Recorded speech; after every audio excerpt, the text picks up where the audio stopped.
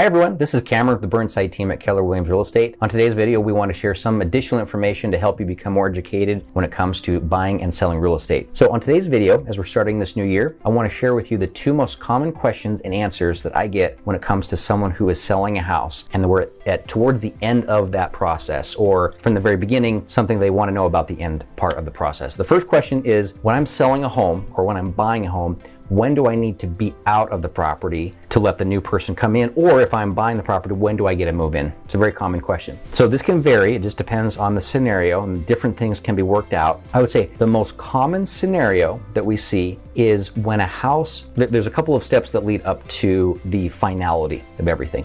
First of all, buyers have to go in, sign all the documents. Those documents go to the lender, everything is checked out, money gets transferred over to a title company, and the house records into the name of the new buyer. Now, this all comes back to how it's negotiated in the contract when an offer is accepted. In most scenarios, what happens is that a buyer will have access to that house either upon recording, meaning when the house name is switched, or I should say the ownership is switched from the seller to the new buyer. And at that point, in a lot of cases, the seller now needs to be out of the house and buyers are able to access it. And that generally happens either the day that it is signed or the day after. Sometimes the recording takes place the day after. That's a pretty common scenario. Another pretty common scenario, though, I would say, is that a seller is saying, hey, I would like to negotiate up front what's called the time of possession. That just means when I need to be out and the other buyer can now possess the property. In a lot of those cases, a seller has the ability to upfront say, I will sell my house to you and I would like to have X amount of hours or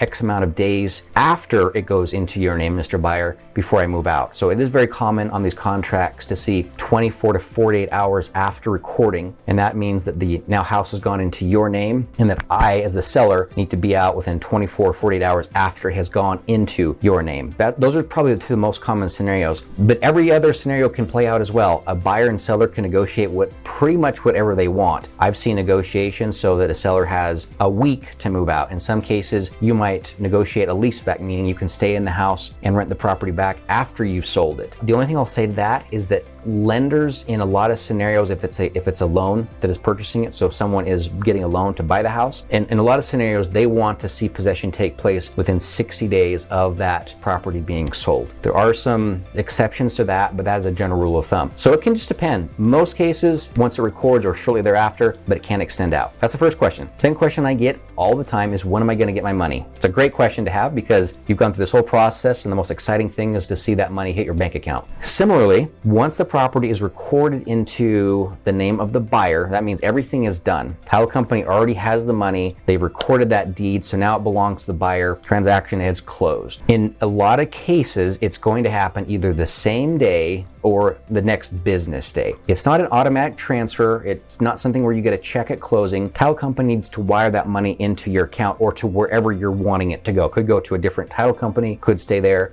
But what a lot of people don't understand is because it's a wire, they have what are called wire cutoff. So if the property records into the buyer's name at 4 o'clock in the afternoon, that money's not going to hit your account until the following business day. So for some people that really need that money quickly because they're going to use it to buy another house, you do have to plan on either about a day. In some scenarios, it takes a couple of days, but in most situations, it will be the following business day. If the property records into the buyer's name early enough in the morning during that day, there is a chance that you could get that money the same day. But just keep in mind that it is 24 to 48 hours is the scenario that I give to most of my buyers. But with enough planning ahead of time, you can map that out as to when that should happen. But you do have to be mindful of those wire cutoffs and just the time of day that it's closing. I hope that helps and answers some questions for you that you've had in your mind, because almost every time I'll get some variation of those questions. And if you have other questions about that, what's going to take place or how do I navigate some of those things, give me a call. I'm here to help and be a resource for you and the people you know. As always, I appreciate letting me stay in touch with you and look forward to catching and talking to you soon. Have a great day.